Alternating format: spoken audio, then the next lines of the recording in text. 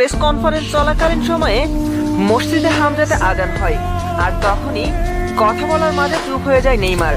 আজান শেষ না হওয়া পর্যন্ত তিনি চুপ করেই রইলেন। এক সাংবাদিক প্রশ্ন করতে চাইলে তাকে ইশারা দিয়ে চুপ থাকতে বলেন। পরে এই বিষয়ে সাংবাদিকরা জানতে চাইলে নেইমার বলেন, আমি মুসলমানদের মসজিদের আজান খুব মন দিয়ে শুনি। আমার কাছে দারুণ এক প্রশান্তি অনুভূত হয়। আমাদের ধর্মে তো এমন কিছু দেখি না। কেমন ধর্ম পালন করি আমরা? তাদের ধর্ম কতটা সুন্দর ও সাবলীল। তিনি আরো বলেন, আমার বাড়ির পাশে একটা নামকরা মসজিদ রয়েছে। প্রতিদিন 5 বার সেখান থেকে আজানের শব্দ শুনতে পাই, আর আমি আজান শুরু হলেই মন দিয়ে শুনতে থাকি। তবে আমি এর অর্থ জানি না, হয়তোবা খুব সুন্দর অর্থই হবে।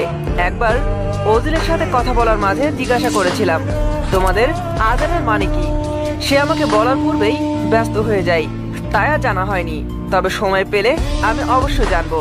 তো দর্শক, বর্তমানে কিছু মানুষজন চিন্তা করতেছেন হয়তোবা নেইমার মুসলমান হয়ে যাবেন, কেননা তিনি ইসলাম ধর্ম সম্পর্কে জানার আগ্রহ প্রকাশ করেছেন। তার ভিতরে হয়তোবা কিছু একটা কাজ করতেছে।